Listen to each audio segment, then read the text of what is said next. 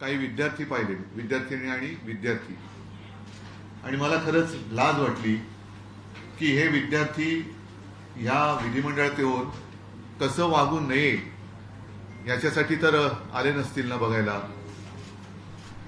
याचं कारण तुम्हाला सगळ्यांना माहिती आहे की गेल्या काही दिवसात, काही महिन्यांमध्ये विशेषतः सत्ताधाऱ्यांचा जो काही एक माज आहे, मी याला राजकारण मानत नाही, मी याला सत्तेचं माजकारण म्हणतोय. सत्तेचा आलेला माज आहे. मग कुठे बॉक्सिंग होते, कुठे नवीन एक गँग आलेली आहे, चड्डी बनियन गँग, तिचे प्रताप आपण पाहतो आहोत. उघडलेले खोके बघतो आहोत.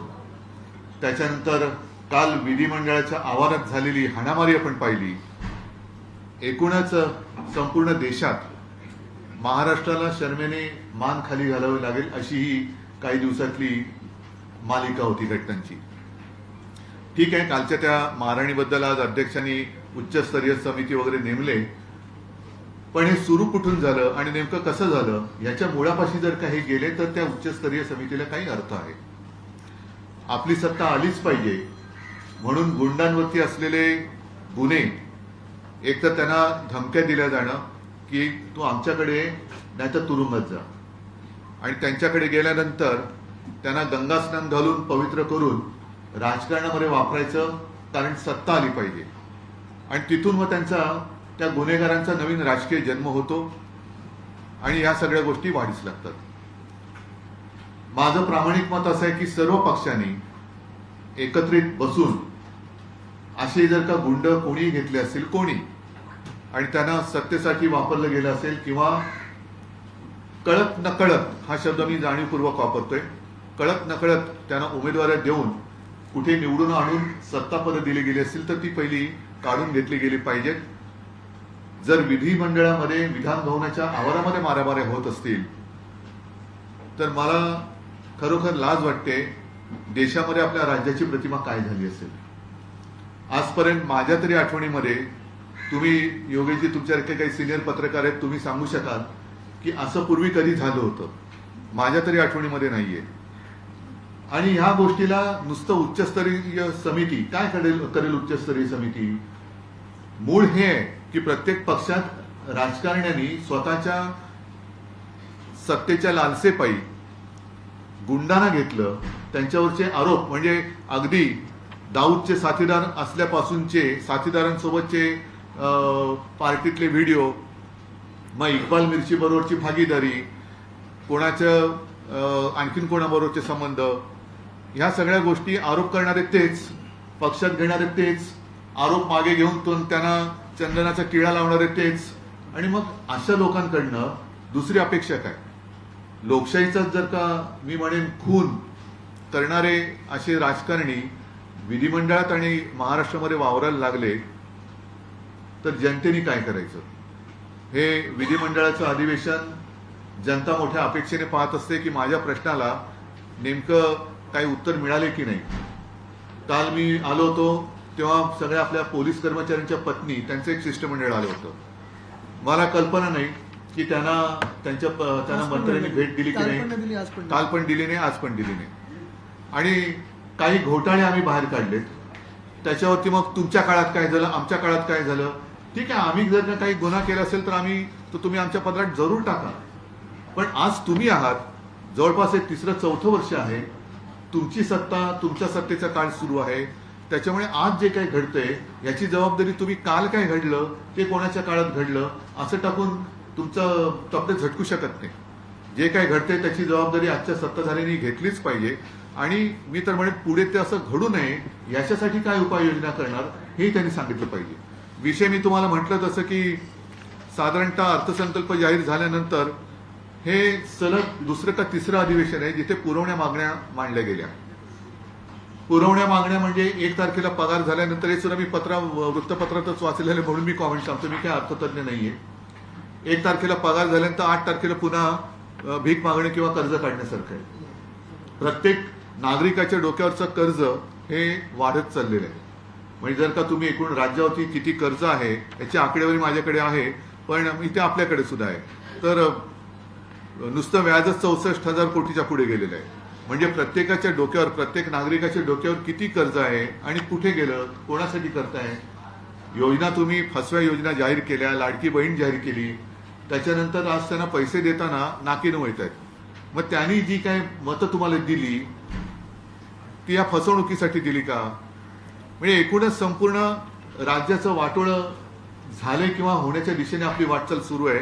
आणि याच्यामध्ये नुसतं तुतुमयमय करून एकमेकावरती दोषारोप करण्यामध्ये आजचे सत्ताधारी, मग आम्ही सगळेजण, मी म्हणेन, त्याच्यामध्येच मशगूल आहोत.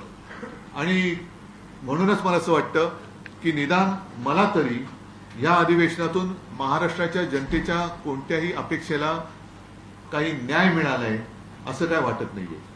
यापुढे तुम्हाला काय विचारायचं असेल तर विचारा, मला पण काय बोलायचं असेल तर मी बोलेनच, पण आपल्या प्रश्नाला उत्तर द्यायचा मी प्रयत्न करेन. जल सुरक्षा कानून जो पास हुआ है उसके बारे में आप क्या कहेंगे? हे बघा, आता नाही जनसुरक्षेवर बोलतो, नुसतं ह्या जानेवारी ते मार्च मध्येच 767 शेतकऱ्यांनी आत्महत्या केल्या आहेत. म्हणजे सरासरी काढली तर रोज 8 आत्महत्या होत आहेत. गेल्या वर्षी पण जवळपास सव्वा हजार, म्हणजे 1267 शेतकऱ्यांनी आत्महत्या केलेल्या आहेत. म्हणजे ही आकडेवारी ही अशीच होते, त्याच्यावरती काही इलाजच केला जात नाहीये. आणि मग जनसुरक्षेचं जर का तुम्ही म्हणाल, त्याच्यावरती मी माझं मत परफेक्टपणाने मांडलेलं आहे की कडवे डावे, मग काल मारामारी केली ते कोण होते? कडवे डावे होते, कडवे उजवे होते, कडवे वरचे होते, कडवे खालचे होते का कडवे मधले होते? विधिमंडळामध्ये मारामारी करणारे कोण होते? जिथे कायदे मंडळ बसतं त्या विधिमंडळात एवढं म्हणजे कायद्याला आव्हान देणारं कृत्य करणारे हे कोणत्या बाजूचे होते? मग त्यांच्यावरती कारवाई तुम्ही नुसतं थातूरमातूर म्हणून करणार?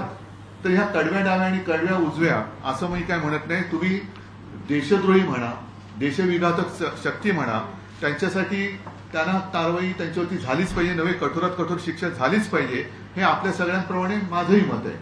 पण तसा कुठेही स्पष्ट उल्लेख त्या जनसुरक्षा कायद्यात नाहीये.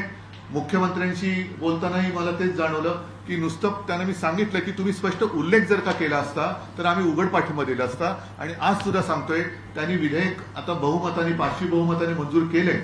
आजच महाविकास आघाडीचे लोकप्रतिनिधी जाऊन राज्यपालांना विनंती केली. आता राज्यपाल म्हणजे तुम्हाला माहिती आहे, मला पण अनुभव आहे, तुम्हाला पण अनुभव आहे. तर त्यांनी आज सुद्धा जर का त्याच्यात स्पष्टता आणली तर महाविकास आघाडी हा एक विषय आहे, पण मी शिवसेना म्हणून त्याला पाठिंबा द्यायला तयार आहे. जर ते खरोखर दहशतवाद विरोधी असं बिल असेल तर मग त्याच्यात तुम्ही कायदे कडक करा, काही करा, पण देशविघातक शक्ती आज जे काय त्याच्यात वाटते ते उद्या तुम्ही सुद्धा जर काय त्यांच्या विरुद्ध लिहिलं, मग ते काय म्हणतात की व्यक्तीवरती नाही, संघटनेवरती. म्हणजे तुम्ही जर का तुमच्या वृत्तपत्रात एखादा लेख लिहिला तर तुमच्या अख्ख्या समूहाला ते बंदी आणतील का? आणि याचं कारण असं की हेतू चांगला असू शकेल, पण त्याची अंमलबजावणी ही करणारा जो असेल त्याच्या हातामध्ये असते. आणि ती त्याच्यात कुठे गफलत होऊ नये म्हणून त्या बिलामध्ये स्पष्ट उल्लेख असण्याची गरज आहे. सभागृहाच्या विधानसभेमध्ये जे वृत्त जे हवे होते आज मी बोलतो ना, पण सभागृहात आज मी बोलतोय आणि विधान परिषदेमध्ये स्पष्ट एक मिनिट, तसं तुमच्या पण वृत्तपत्रात कुठे विरोध दिसला नाही. तुम्ही पण नाही कुठे विरोध केला, कुठे कडाडून लिहिले तुम्ही, कडाडून, कारण त्याच्यात तुम्ही पण उद्या येऊ शकता. मला असं वाटतं एखादं दुसरं वृत्तपत्र सोडलं तर कुठल्याही वृत्तपत्रात किंवा चॅनलवरती विरोध झालाच नाही. जर आपण 4 स्तंभ असू तर प्रत्येक स्तंभाचं काम आहे, आमचं पण काम आहे आणि आम्ही ते केलेलं आहे. विधान परिषदेत ते अधिक ठामपणाने आम्ही बोललो. आज सुद्धा मी तुमच्याशी ठामपणाने बोलतोय. ते बिल ज्या वेळेला आम्ही विरोध केला त्या दिवशी सुद्धा प्रेसशी मी ठामपणाने बोललेलो आहे.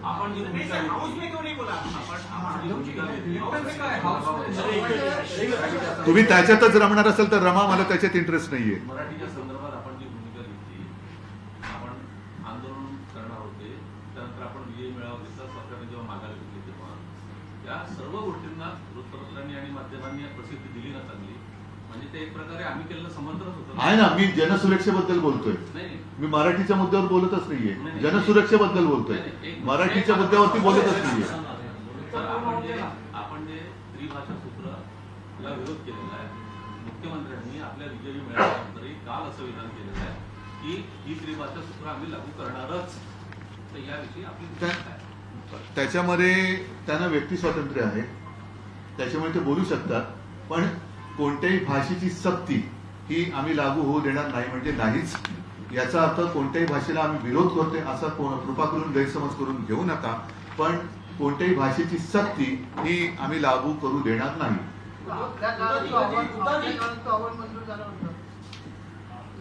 माहिती आहे तुमच्याकडे ठेवा.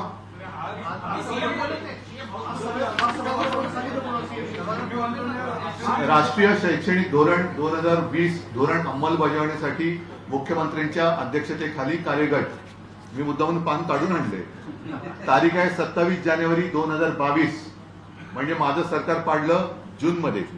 हे त्या 2022च्या जानेवारीतलं हा वृत्तांत आहे. उच्च व तंत्र शिक्षण विभाग, ह्याच्यात प्राथमिक विभाग शिक्षण नाही. आता त्याच्या 4 ओळी मी वाचतो. राष्ट्रीय शैक्षणिक धोरण 2020 संदर्भात स्थापन केलेल्या डॉक्टर रघुनाथ माशेलकर समितीच्या कार्यगटाचा अहवाल मंत्रिमंडळ बैठकीत आज सादर करण्यात आला. त्यावर या धोरणाच्या अंमलबजावणीसाठी मुख्यमंत्र्यांच्या अध्यक्षतेखाली कार्यगट स्थापन करण्याचा निर्णय घेण्यात आला. या बैठकीच्या अध्यक्षस्थानी मुख्यमंत्री उद्धव ठाकरे होते. या धोरणाची अंमलबजावणी करण्याच्या अनुषंगाने स्थापन करण्यात येणाऱ्या मुख्यमंत्री यांच्या अध्यक्षतेखालील या कार्यगटात उपमुख्यमंत्री वगैरे कोण कोण होते त्यांची नावं दिलेली आहेत. याचा अर्थ काय की तो अहवाल सादर केला गेला म्हणजे तो स्वीकारला गेला असं होत नाही. त्याच्या अंमलबजावणीसाठी कार्यगटाची स्थापना झाली, ज्याच्या अध्यक्षपदी तत्कालीन मुख्यमंत्री म्हणून मी होतो. पण त्या कार्यगटाची कधी बैठक झाली नाही, कारण सरकार असताना पाडलं गेलं. म्हणून मी जे काय म्हटलं की तो अहवाल मी वाचला देखील नाही. त्याचं कारण हे आहे, आणि मुळामध्ये तो अहवाल हा माझ्या माहितीप्रमाणे उच्च शिक्षणाच्या बाबतीत होता. आणि जरी त्याच्यामध्ये सक्तीची भाषा केली गेली असेल तरी अंमलबजावणी होण्यासाठी माझ्याकडनं कोणतीही कार्यवाही केली गेलेली नव्हती. हे म्हणूनच आम्ही सांगतोय की हिंदी सक्तीची करण्याच्या आधी मुख्यमंत्र्यांनी मराठी नीट शिकावी. हनी ट्रैप का मुद्दा कांग्रेस पार्टी ने उठाया. हनी ट्रैप का मुद्दा कांग्रेस पार्टी ने उठाया. शिकायतकर्ता थाने के थे, उन्होंने केस दायर किया, उसे पीछे ले लिया गया. शिवसेना की इस मुद्दे पर क्या भूमिका है, क्योंकि सरकार का कहना है कि ऐसा हुआ नहीं. हनी ट्रैप, उसमें मैंने सुना है कि लगभग कितने 72, उसमें कुछ पुलिस अधिकारी भी है, कुछ अन्य अधिकारी भी है, कुछ राजनीतिक नेता भी है. सारे लोगों की एक जानकारी अगर किसी के पास हो, मेरे पास भी आधी अधूरी जानकारी है. सबूत अगर किसी के पास है, इसलिए क्योंकि मैं बोल रहा हूं ये तो बहुत ही गंदी और गिनी हुई हरकत है, और जो भी इसमें शामिल होंगे उनको सजा तो मिलनी चाहिए. अगर इस तरीके से कुछ रैकेट महाराष्ट्र में चालू है तो जो भी अगर पुलिस ऑफिसर है, शायद उस ऑफिसर का नाम आपके पास भी होगा, मेरे पास भी है, लेकिन आज मैं नहीं कह सकता कि ये ऑफिसर है. उसमें कहा जाता है कि उस ऑफिसर ने होटल के कैमरे भी तोड़ डाले. हनी ट्रॅप नव्हता, पुराव्याचे कुठलेही सापडलेले नाहीये, ती सगळी कपोकल्पित आणि विरोधकांनी पण कोणते मग घाबरण्याचं कारण काय? त्यांच्यात संभावित म्हणून नाव आहेत त्यांची. मला जोडून एक प्रश्न आहे. त्या नाना पटोले तुम्हा लोकांना तो दाखवतच नाही का पेनड्राईव्ह मध्ये काय नाना पटोले आम्हाला बघायची इच्छा नाहीये त्याच्यावर परत. आम्हाला पेनड्राईव्ह बघण्यात इंटरेस्ट नाहीये. ऐका आम्हाला पेनड्राईव्ह बघण्यात इंटरेस्ट नाही. पेनड्राईव्ह मध्ये जे आहेत त्यांच्यावरती कारवाई झालेली बघण्यात इंटरेस्ट आहे. मुख्यमंत्री ने हाउस में रिप्लाई के समय में कहा कि कुछ लोग 2-3 महीने में मुंबई तोड़ने का इस तरीके के भाषण देने लगेंगे, लेकिन उनके पिताजी दादाजी इस तरीके से तमाम सारे 100 पीढ़ी आ जाए तो भी मुंबई तोड़ के गुजरात में नहीं किया जाता. जानबूझ के उसको पॉलिटिकल मुद्दा बनाया जाता है बीएमसी चुनाव के पहले. तोड़ने की भाषा तो नहीं हम कर रहे हैं, लेकिन मुंबई का महत्व खत्म तो होते तक नहीं जा रहे हैं वो. और इसलिए मुंबई में जितने सारे उद्योग थे, अन्य सारे वित्तीय ऑफिसेस भी थे, आर्थिक केंद्र, वो सारे गुजरात कौन लेके गया? यही लोग लेके गए ना. तो मुंबई तो महाराष्ट्र से कोई अलग नहीं कर सकता. जो भी करेंगे हम उनके टुकड़े करेंगे, ये तो मैं खुलेआम बोलता हूं. लेकिन साथ ही साथ ये भी नहीं हम होने देंगे कि मुंबई का जो महत्व है, मुंबई मेरे महाराष्ट्र की, अपने महाराष्ट्र की राजधानी है, साथ ही साथ देश की आर्थिक राजधानी मानी जाती है. और यही जो उसका महत्व है, कुछ लोगों के आंखों में वो एक चुभता है. वो तो वो सारी बातें चुरा कर फिल्म इंडस्ट्री कहां लेके जा रहे थे, कौन लेके जा रहा था? मैं. ये क्या सच्चाई नहीं है? डायमंड मार्केट कौन लेके गया? ये सच्चाई नहीं है. जो आर्थिक केंद्र या होने वाला था उस जगह पर अहमदाबाद जाने के लिए बुलेट ट्रेन का निर्माण, स्टेशन का निर्माण कौन कर रहा है? तो ये तो खुलेआम लोग देख रहे हैं, कुछ अलग बात कहने की जरूरत नहीं है, आवश्यकता नहीं है. काही दिवसांपूर्वी आपण परळीमध्ये आपण आणि राज ठाकरे यांनी एकत्रित मेळावा घेतला होता. काल राज ठाकरेंचं एक ट्विट होतं 2 दिवसापूर्वी नाशिकच्या राज्य दौऱ्यानंतर. त्याच्यामध्ये त्यांनी स्पष्ट म्हटलं की आमचा जो दौरा होता, आमचा मेळावा जो होता तो फक्त मराठी मुद्द्यांवर होता. बरोबर आहे. राजकीय पार्श्वभूमी ही आमची नाही आहे स्पष्टता. राजकीय पार्श्वभूमी बरोबर आहे. त्याच्यावरती मी मला वाटतं परवा पण उत्तर दिले की अनेक वर्षानंतर म्हणजे 20 वर्षानंतर आम्ही पहिल्या प्रथम एका व्यासपीठावरती आलो. ठीक आहे, पहिल्यांदा मराठीच्या विषयावरती एकत्र आलेलो आहोत. ते मी तेव्हाच सांगितलं की आम्ही एकत्र आलो ते एकत्र राहण्यासाठी, त्याच्यामुळे मराठीच्या विषयात आम्ही एकत्र राहणारच. मुद्दा येतो तो पुढे राजकारणाचा. आज कोणतीही निवडणूक जाहीर झालेली नाहीये. ज्या वेळेला ती निवडणूक जाहीर होईल त्यावेळेला आम्ही चर्चा करू शकतो आणि करूही. आता हाऊसमध्ये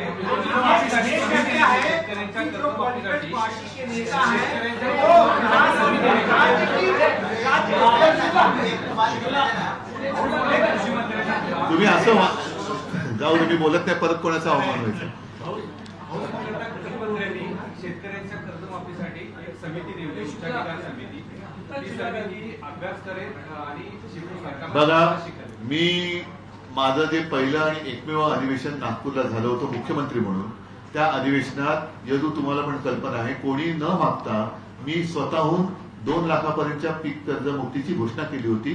त्याच्यानंतर जे नियमित कर्ज परतफेड करतात त्यांना पण प्रोत्साहन म्हणून 50,000 रुपये जाहीर केले होते. आणि ही योजना मी ठराविक मुदतीत म्हणजे मेच्या शेवटच्या तारखेला 31 पूर्ण करण्याच्या इराद्याने ती जाहीर केली होती. त्यातली जवळपास 80 ते 90% योजना आम्ही पूर्ण करू शकलो. मार्च मध्ये कोरोना सुरू झाला, त्याच्यामुळे 50,000 रुपये देण्याचं जे राहिलं ते आमच्याकडे तेव्हा राहिलं. जेव्हा आम्ही सुरू केलं होतं त्यावेळेला सरकार पाडलं गेलं. याच्यासाठी अभ्यास कसला करायचा आहे? अभ्यास कसला करायचा? तुम्ही मंत्री कशासाठी आहात?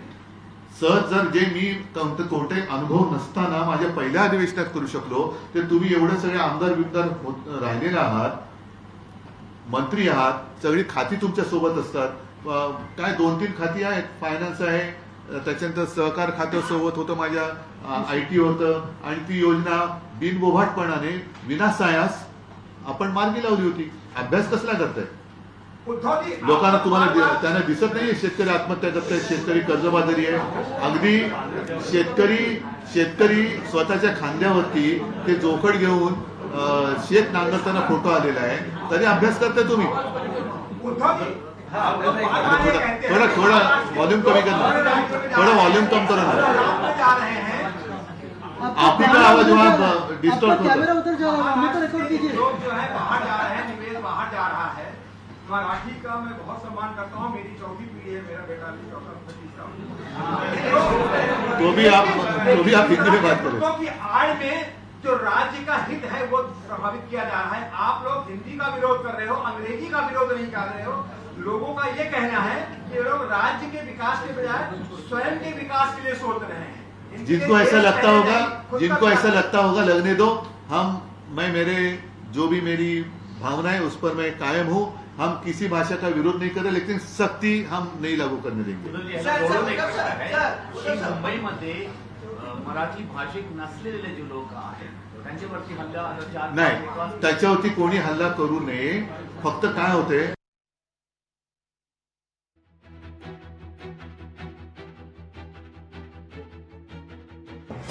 ठाकरेंची ही पत्रकार परिषद सध्या सुरू आहे आणि या पत्रकार परिषदेमध्ये उद्धव ठाकरेंनी अनेक महत्त्वाच्या मुद्द्यांवर भाष्य केलेलं आहे. सत्तेचा माज सध्याच्या सत्ताधाऱ्यांमध्ये दिसून येतोय असं उद्धव ठाकरे म्हणतायत. महाराष्ट्राला शर्मेनं मान खाली घालावी लागतेय, आमच्याकडे या नाहीतर तुरुंगात जा अशा धमक्या दिल्या जात आहेत. अशा अनेक बाबींवर स्वतः उद्धव ठाकरेंनी या पत्रकार परिषदेमध्ये भाष्य केलेलं आहे.